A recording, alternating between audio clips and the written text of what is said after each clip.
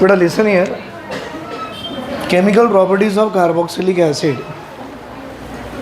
Actually carboxylic acid का formula बेटा हम ऐसे लिखेंगे, RC double bond O and OH।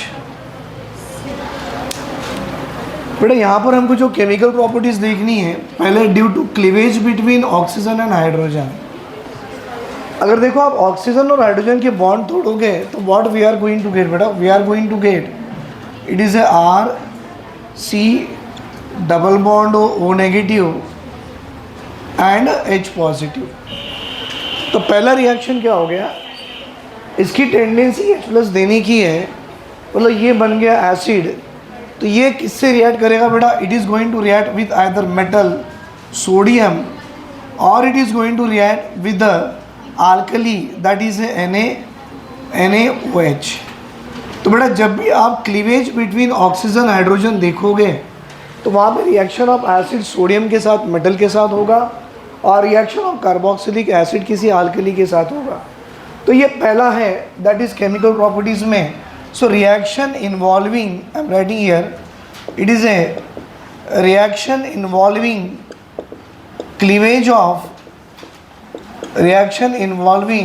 Cleavage of oxygen hydrogen bond. अगर आप ऑक्सीजन हाइड्रोजन बॉन्ड की क्लीवेज करा लो तो आपको जो रिएक्शन दिखेगी, it is with metal like a sodium और it is with the alkali like a NaOH। जैसे कि अपनी NCERT में एग्जाम्पल दिया हुआ है, कार्बोक्सिलिक एसिड और यहाँ पर भी मैं लिखता हूँ कार्बोक्सिलिक एसिड। और बेटा ये जब एसिड है, जब मैं क्लीवेज बिटवीन ऑक्सीजन हाइड्रोजन कर रहा हूँ तो obviously it is reacting with metal sodium, it is reacting with the alkali NaOH and it is also reacting with the sodium hydrogen carbonate bicarbonate. बेटा यहाँ से अगर H गया तो H become positive, O become negative. सारे metal अपने आप में पॉजिटिवली चार्ज हैं, तो आपको जो आएगा RC double bond O negative Na positive. And you know this O negative and Na positive called as a sodium carboxylate ion, salt बन गया। बाकी निकला कौन यहाँ से, H2। तो बेटा बैलेंसिंग कराने के लिए 1/H2 गैस लगा दो, 2 और 2 कैंसिल, 1H और 1H, रिएक्शन बैलेंस हो गई। उसी तरह से विथ बेस है तो ये O नेगेटिव होगा, H positive, because we are discussing between the cleavage of oxygen hydrogen bond. मतलब यहाँ पर जो है it is a Na positive and is completely OH negative. बेटा यहाँ पर भी वही होगा, that is a hydrogen of OH replace with Na, right. बाद में जो निकला OH यहाँ से, H प्लस यहाँ से, and it is forming the water molecule. मतलब ये था एसिड, ये है बेस, और एसिड और बेस की रिएक्शन करा लो, आपको क्या आएगा बेटा, सॉल्ट एंड वाटर। तीसरी possibility, still we are discussing about the cleavage between oxygen and hydrogen bond, O negative H positive. बेटा यहाँ से पूरा Na पॉजिटिव है और ये पूरा का पूरा बाइकार्बोनेट नेगेटिव है। यहाँ भी वही होगा, what is that, RC double bond O Na, यहाँ तक तो आ गए। बाकी का देखो बेटा, यहाँ पर जो H निकला और ये H मिलके आपको आएगा, एक्चुअली ये आना क्या है जानते हो, H2CO3 आनी है। बेटा H2CO3 is a carbonic acid, और कार्बोनिक एसिड इतनी अनस्टेबल है कि वो अपने आप में टूट के CO2 और एक वाटर का मॉलिक्यूल बना लेगा। तो ये भी हो गया, it is a salt of carboxylate ion. तो I should say the name of this one is sodium carboxylate ion. It is a sodium carboxylate ion. बेटा ये reaction of carboxylic acid with metal with alkali and sodium bicarbonate which is also alkaline in nature. तो ये तीनों की reaction आप कब देख सकते हो, जब आप रिएक्शन इन्वॉल्विंग क्लीवेज ऑफ क्या देख रहे हो, ऑक्सीजन हाइड्रोजन बॉन्ड। यहाँ लिख दो बेटा। इसके बाद में जो हमको पढ़ना है वो ये है कि कार्बोक्सिलिक एसिड में अब हमें देखना है the reaction involving cleavage of carbon and oxygen bond. अब ये कार्बन ऑक्सीजन बॉन्ड टूटेगा तो जानते बेटा ये पूरा का पूरा पार्ट जो है सी पे पॉजिटिव आएंगी, ओ पे negative, and this part is called as a what, this part is called as a acyl ion. अब जो रिएक्शन दिखेंगे that is a acyl ion reaction, that is carboxylic acid involving the cleavage of carbon oxygen bond. इतना लिख दो बेटा।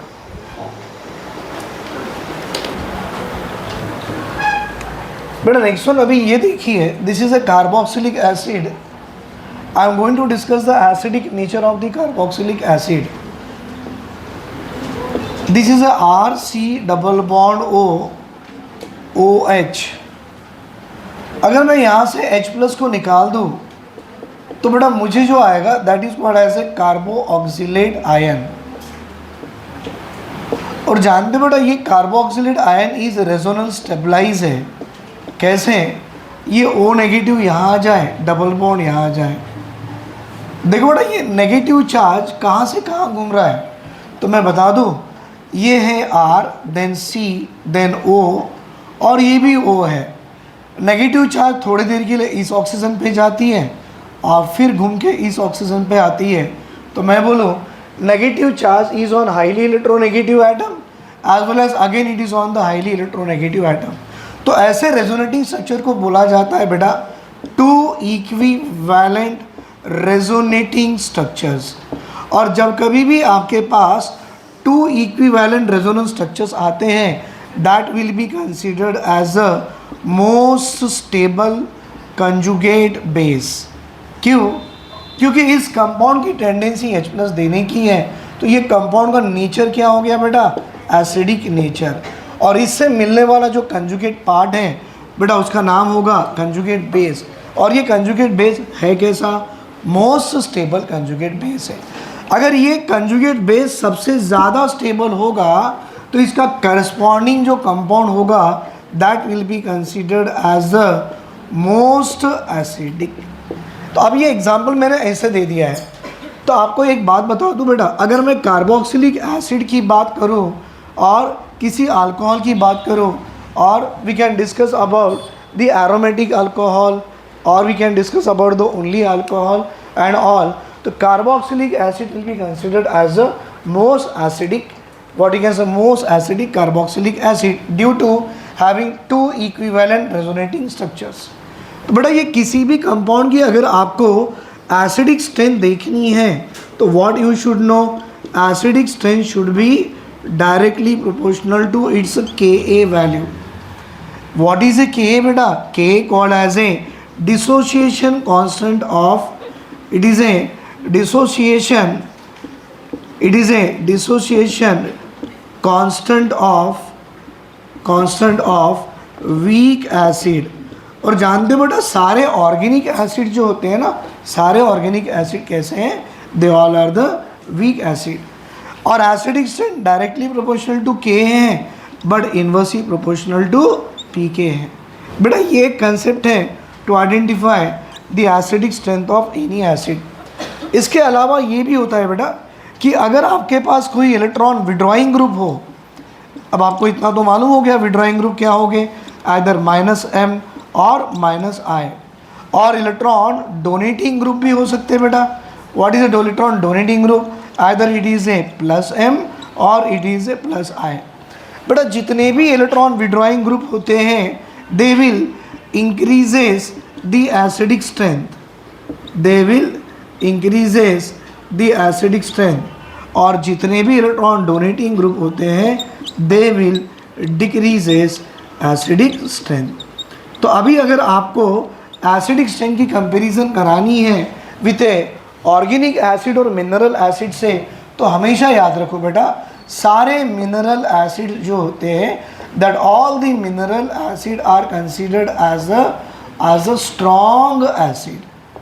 अब mineral acid में क्या आएगा, कॉन्सनट्रेटेड H2SO4 आएगा, दैट इज़ नाइट्रिक एसिड भी आएगा, और बेटा HCl भी आएगा। अब उसके हिसाब से अगर मैं HCl की बात करूं तो बेटा HCl में अगर आप Pk वैल्यू देखो ना, तो Pk वैल्यू अपनी HCl की NCERT में दी है दैट इज़ -7, मतलब नेगेटिव है। और बहुत ज़्यादा नेगेटिव है, मतलब सबसे कम वैल्यू है पीके की। और अब देख लो बेटा, जितनी कम पीके वैल्यू उतना स्ट्रॉन्गेस्ट एसिड। तो ये था मिनरल एसिड्स के लिए। बेटा अगर आप बात करो किसी ऑर्गेनिक एसिड्स के, तो याद रखना बेटा, सारे ऑर्गेनिक एसिड्स होते हैं वीक एसिड, लेकिन इन सारे ऑर्गेनिक एसिड का अगर आपको एसिडिक स्ट्रेंथ देखना है तो आपको इनकी पीके वैल्यू देखनी पड़ेगी। लेट मी एक्सप्लेन यू बेटा, ये है ट्राई फ्लोरो एसिटिक एसिड, अपनी एनसीईआरटी से है। फिर एक आएगा बेंजीन रिंग, उसके सर पे COOH बेंजोइक एसिड, और एक आएगा बेटा CH3COOH that is acetic acid. और देखो बेटा, तीनों के तीनों आपके ऑर्गेनिक एसिड हैं, और मैं इनकी एसिडिक स्ट्रेंथ देखना चाहूँ तो जानते हो बेटा, ट्राईफ्लोरो एसिडिक एसिड का एसिडिक स्ट्रेंथ सबसे ज़्यादा है दैन द बेंजोइक, और बेंजोइक की ज़्यादा है दैन द एसिडिक। ये ऐसा क्यों हुआ? तो it is based on the value of pK. तो बेटा यहाँ ट्राईफ्लोरो एसिडिक एसिड और एसिडिक एसिड में अगर आप देखो, जिसकी पीके वैल्यू जितनी कम होगी उसका एसिडिक स्ट्रेंथ उतना ज़्यादा होगा। और हमारी एनसीईआरटी के हिसाब से बेटा ट्राईफ्लोरो एसिडिक एसिड का अपना पीके वैल्यू दिया है 0.23, इसकी वैल्यू बेटा 0.23, इसकी वैल्यू है 4.19। अब आप ही अंदाज़ा लगाओ, जिसकी पीके वैल्यू कम होगी उसका एसिडिक स्ट्रेंथ ज़्यादा होगा, और इसकी पीके वैल्यू इस बेंजोइक से तो थोड़ी बढ़ के आएगी 4.76। इज इट क्लियर बेटा? तो ये एसिडिक स्ट्रेंथ आप डिसाइड कैसे कर रहे हो? It is based on the value of pK. अगर वो पीके देगा तो एसिडिक स्ट्रेंथ बता सकते हो। हाँ, अगर वो पीके वैल्यू मेंशन नहीं करेगा तो we are having another possibility. What? उसमें कौन सी ग्रुप लगी हुई है? क्या बेटा वो इलेक्ट्रॉन विड्रॉइंग की ग्रुप लगी हुई है, या उसके पास इलेक्ट्रॉन डोनेटिंग ग्रुप लगी हुई है? जिस एसिड में विड्रॉइंग ग्रुप लग गया उसकी एसिडिक स्ट्रेंथ बढ़ गई, और जिस एसिड में डोनेटिंग ग्रुप लग गया उसकी एसिडिक स्ट्रेंथ कम हो गई। बेटा हम अभी कुछ एग्जांपल्स डोनेटिंग और विड्रॉइंग से भी देखेंगे, आप यहाँ तक लिख लो।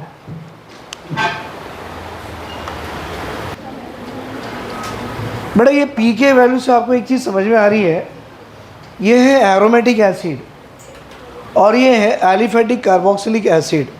अगर आपको कभी ऐसा सवाल आ जाए कि एरोमेटिक कार्बोक्सिलिक एसिड, बेटा एरोमेटिक कार्बोक्सिलिक एसिड जैसे कि बेंजोइक एसिड है, और ये वाला है एलिफेटिक, बेटा ये वाला है एलिफेटिक कार्बोक्सिलिक एसिड।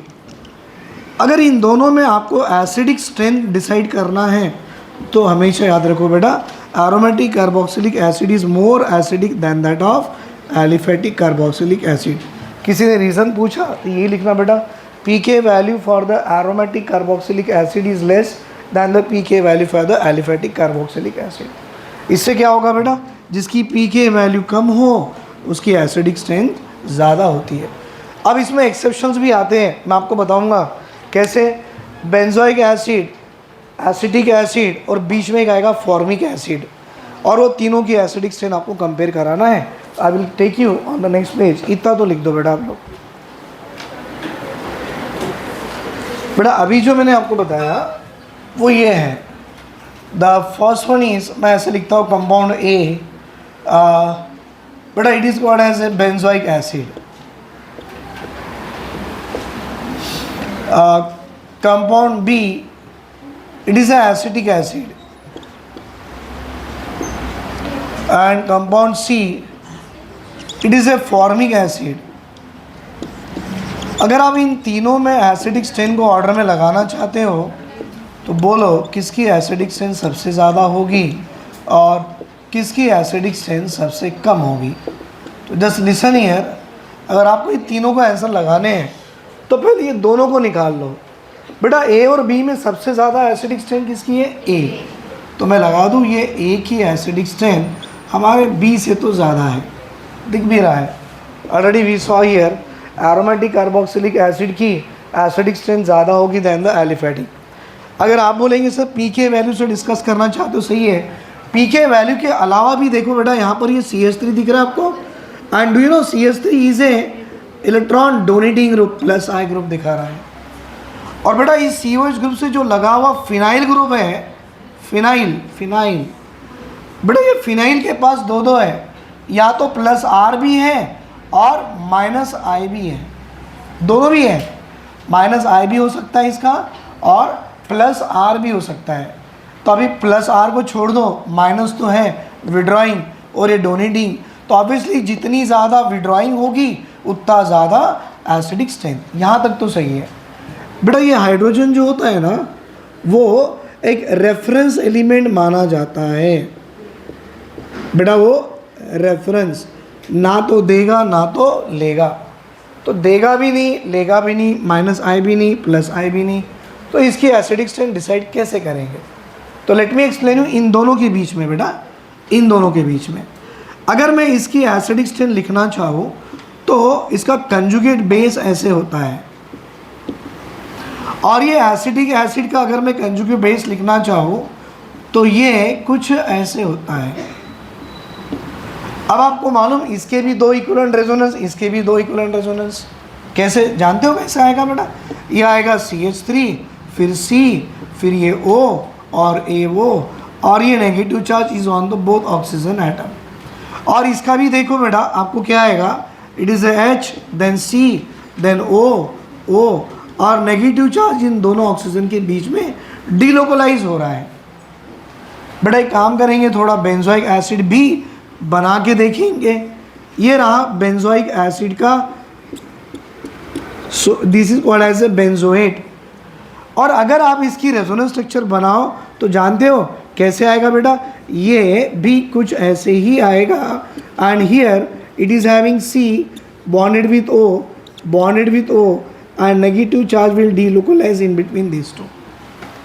अब इन तीनों में अगर आप देखो बेटा, तो एक बात आपको बता दूं, ये जो बेंजीन रिंग दिख रही है ना, ये वाली, इसमें -I भी आती है और इसमें +R भी आता है। तो अगर आप बेंजोइक एसिड और फॉर्मिक एसिड में कंपैरिजन चाहोगे तो बेटा यहाँ पर देखो विड्रॉइंग तो है, साथ में डोनेटिंग भी है, बट यहाँ पर बेटा ना तो विड्रॉइंग और ना तो डोनेटिंग, तो ऑब्वियसली इसको जो कंसिडर किया जाएगा, it is the most acidic than the all, and hence it is the order of acidic strength. तो बोलो बेटा इन तीनों में सबसे ज़्यादा एसिडिक स्ट्रेंथ किसकी आ गई? Formic acid. और सबसे कम किसकी आ गई? Acidic acid. In between that is what? Aromatic carboxylic acid is a benzoic acid. मतलब इससे हम लोग एक चीज़ समझ में आ रहा है, व्हाट इज दैट? कभी भी अगर आपको एसिडिक स्ट्रेंथ लगानी है, सुन लो बेटा, कभी भी आपको एसिडिक स्ट्रेंथ लगानी है तो याद रखो बेटा, सल्फोनिक एसिड का एसिडिक स्ट्रेंथ सबसे ज़्यादा होता है देन दी कार्बोक्सिलिक एसिड। लेकिन कार्बोक्सिलिक एसिड में भी बेटा फॉर्मिक एसिड का एसिडिक स्ट्रेंथ सबसे ज़्यादा होता है किससे बेटा? Aromatic carboxylic acid. और एरोमेटिक कार्बोक्सिलिक एसिड का एसिडिक स्ट्रेंथ भी सबसे ज़्यादा होता है देन दी हुम बेटा? Aliphatic carboxylic acid. बेटा ये मैंने आपको एक स्टेटमेंट, एक ऑर्डर बना के दिया है। जब कभी भी आप एसिडिक स्ट्रेंथ कंपैरिजन कराओगे, sulphonic acid is more acidic than formic, formic is more acidic than aromatic, aromatic is more acidic than aliphatic. फिर यहाँ से शुरू होगा बेटा phenol. What is the phenol? Benzene ring bearing OH group. बेटा phenol की acidic strength ज़्यादा होगी दैन दी अल्कोहल। अच्छा कौन सा अल्कोहल? तो याद रखो बेटा इसकी एसिडिक स्ट्रेंथ ज़्यादा होगी दैन दी मिथेनॉल। मिथेनॉल की एसिडिक स्ट्रेंथ ज़्यादा होगी दैन द वाटर। वाटर की एसिडिक स्ट्रेंथ ज़्यादा होगी दैन द अल्कोहल। अब बच्चे बोलेंगे इसमें और इसमें फ़र्क क्या है? बेटा ये जो R था वो मिथाइल है और ये जो R होगा वो मिथाइल नहीं होगा। तो व्हाट इट मे बी बेटा? It may be C2H5OH, it may be C3H7OH and all. So this is the complete order of acidic strength. जब कभी भी आप एसिडिक स्ट्रेंथ कंपेयर करोगे तो पहले सबसे ज़्यादा एसिडिक स्ट्रेंथ किसकी होगी? सल्फोनिक, बाद में बेटा फॉर्मिक, उसके बाद एरोमेटिक मतलब बेंजोइक, उसके बाद एलिफेटिक RCOH, उसके बाद phenol, then methyl alcohol, then water and then other than methyl alcohol remaining alcohol. उसके आगे भी आपको जाना है, जा सकते हो बेटा, double bond and then triple bond. तो ट्रिपल बॉन्ड की एसिडिक स्ट्रेंथ ज़्यादा होगी देन द डबल बॉन्ड। क्यों? ट्रिपल बॉन्ड का कार्बन sp हाइब्रिडाइज है, मोर इलेक्ट्रोनेगेटिव है, और उससे मिलने वाला H प्लस आसानी से मिलेगा। So YNE is more acidic than that of a ENE। चलो ये यहाँ तक लिख दो बेटा, ऑर्डर ऑफ एसिडिक स्ट्रेंथ।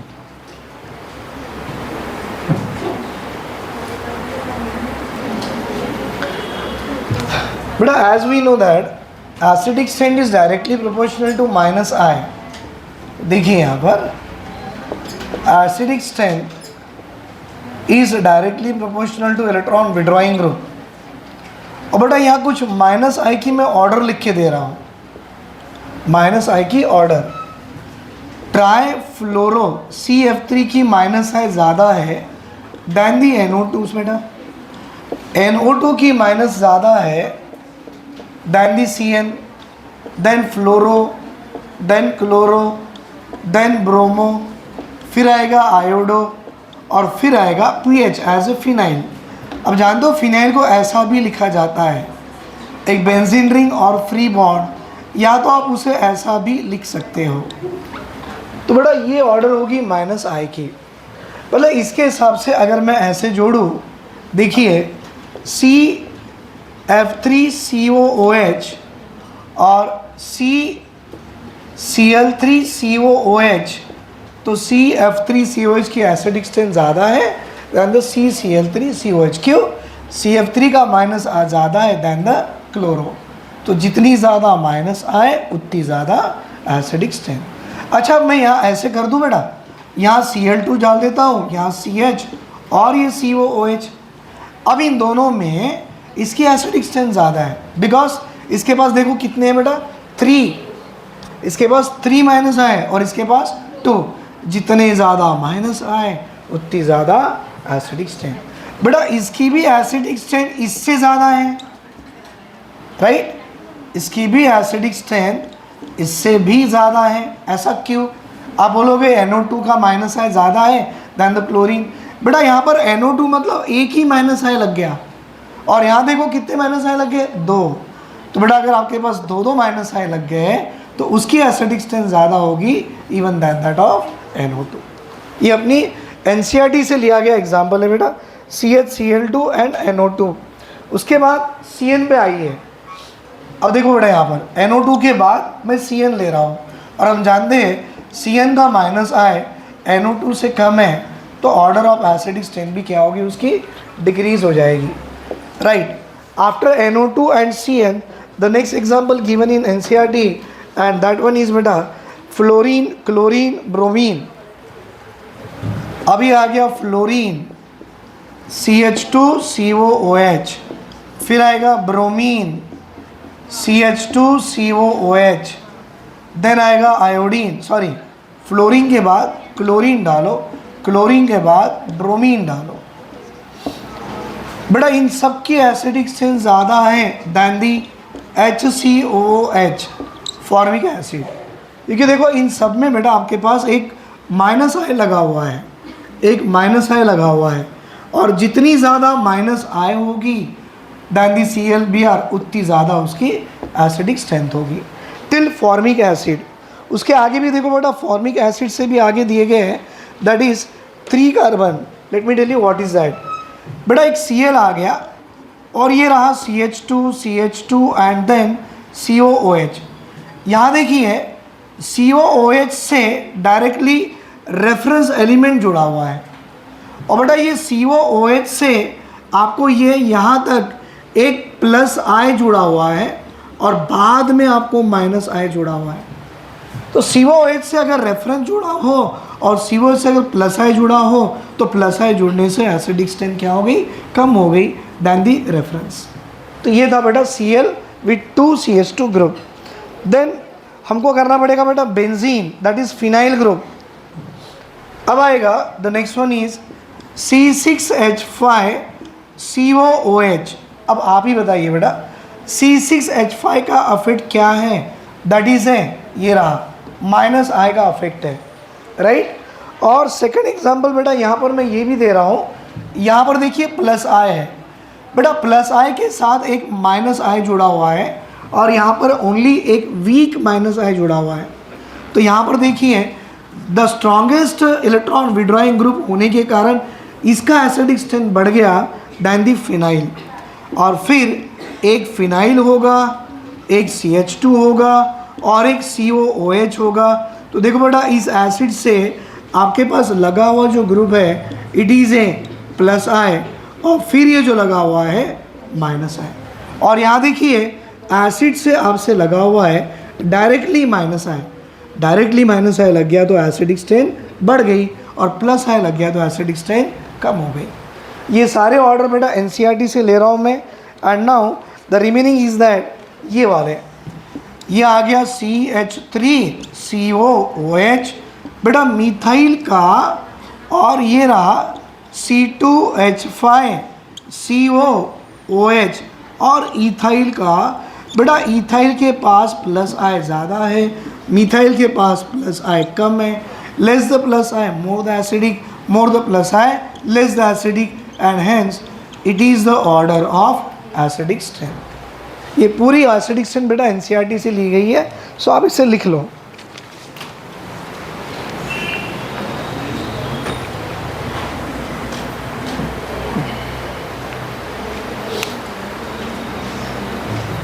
अब यहाँ से ये भी एग्जाम्पल निकल के आता है कि we are having 3 benzoic acid. बेटा एक ये है, सेकंड वाला बेंजोइक एसिड ये है, and third one benzoic acid ये है। अब देखो तीनों में डिफरेंस कैसे ला रहा हूँ।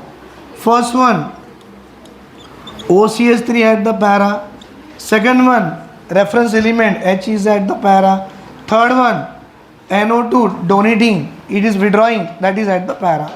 बेटा ये मेरा कंपाउंड A है, ये कंपाउंड B है और ये कंपाउंड C है।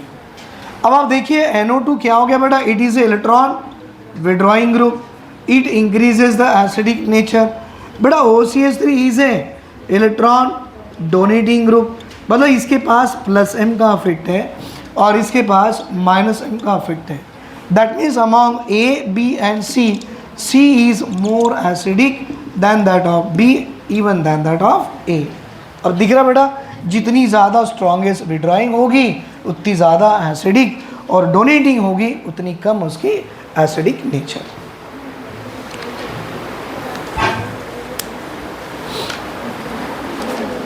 बेटा नेक्स्ट वन दिया गया है reaction involving carbon oxygen bond. बेटा जब भी आपको ये reaction involving carbon and OH bond है, सबसे पहला हमको यहाँ देखना है that is the formation of anhydride.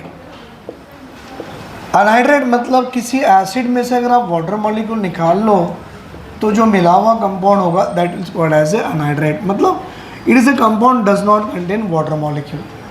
जैसे कि हमारे पास में ये एक इथेनॉइक एसिड है बेटा, CH3C double bond OH, this is called as a ethanoic acid.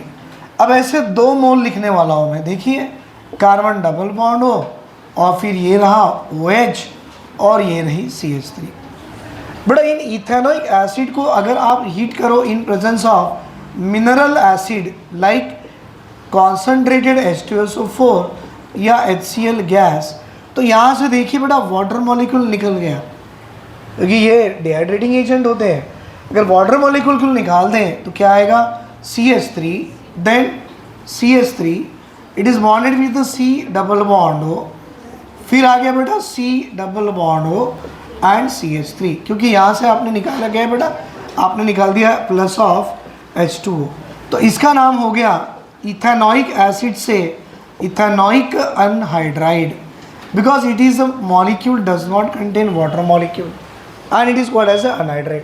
तो इस केस में आपने किया कि बेटा कार्बन और OH की बॉन्ड तोड़े हैं।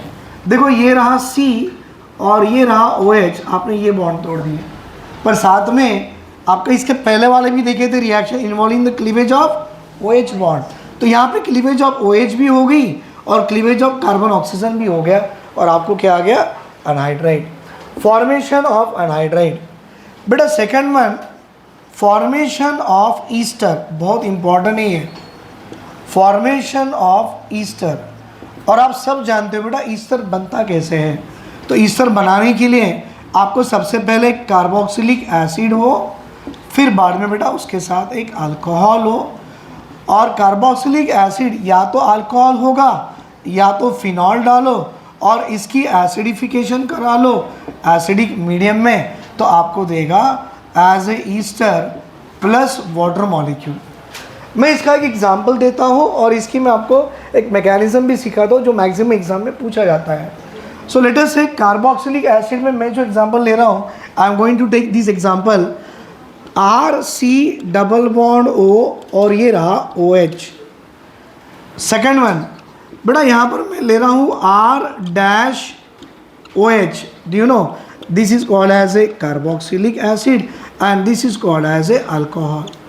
बेटा अगर ये ऑक्सीजन और हाइड्रोजन में मैं थोड़ा आइसोटोपिक फॉर्म बना लूँ तो ये OH जो आता है ना, तो इसमें देखिए एसिडिक मीडियम में आपको ये R आएगा, C डबल बॉन्ड O यहाँ तक आएगा, लेकिन यहाँ से ये वाला पार्ट बेटा O वाला पार्ट इस C से जुड़ जाएगा, ये जुड़ गया OR dash and you know RC double bond OR dash is called as a what ester. बाकी क्या बचा बेटा, OH यहाँ से, H यहाँ से, ये आपको आ गया वाटर और ये ऑक्सीजन में 18 रह गया।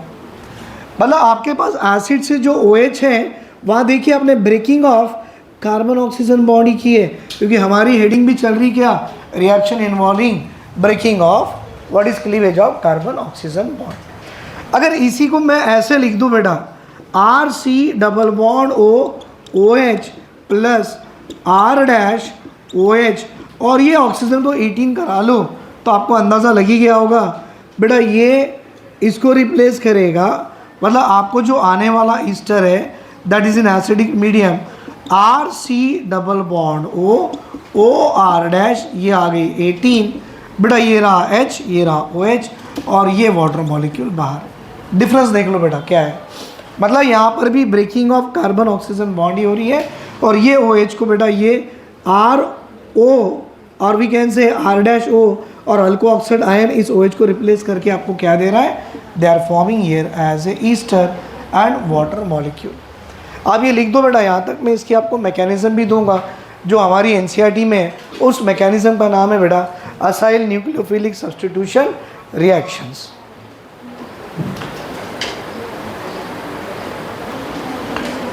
बेटा ये जो फॉर्मेशन ऑफ ईस्टर था ना कार्बोक्सिलिक एसिड और अल्कोहल से, इसकी एक मैकेनिज्म होती है। और बेटा ये जो मैकेनिज्म है this is called as a nucleophilic, this is called as a nucleophilic acyl substitution. बेटा न्यूक्लियोफिलिक असाइल सब्स्टिट्यूशन, जैसे कि देखिए यहाँ पर बेटा ये रहा कार्बोक्सिलिक एसिड और ये रिएक्शन चली एसिडिक मीडियम में H प्लस, तो ऑक्सीजन के पास लोन पेयर है वो H प्लस को ले लेगा और देखिए RC डबल बॉन्ड OH और ऑक्सीजन पे पॉजिटिव और फिर ये सिंगल बॉन्ड OH।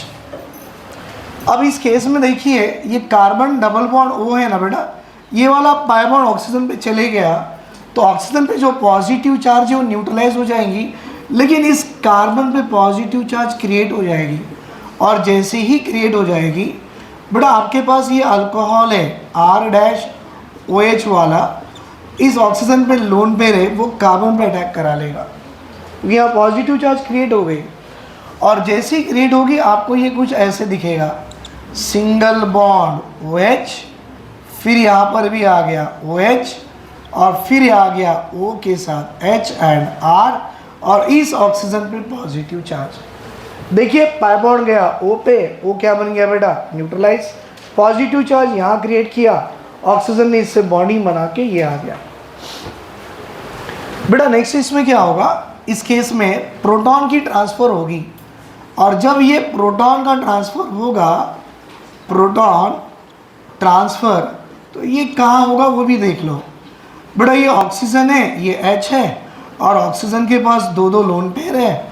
अब ये बॉन्ड जो है कैसा होगा, this bond goes back to O, O neutralise हो गया, क्या निकला H प्लस। बेटा H प्लस इस O से जुड़ जाएगा and we are getting RCOH, then बेटा O R dash R dash R dash, और इस ऑक्सीजन से ये H प्लस फिर जुड़ गया और फिर पॉजिटिव चार्ज आ गया।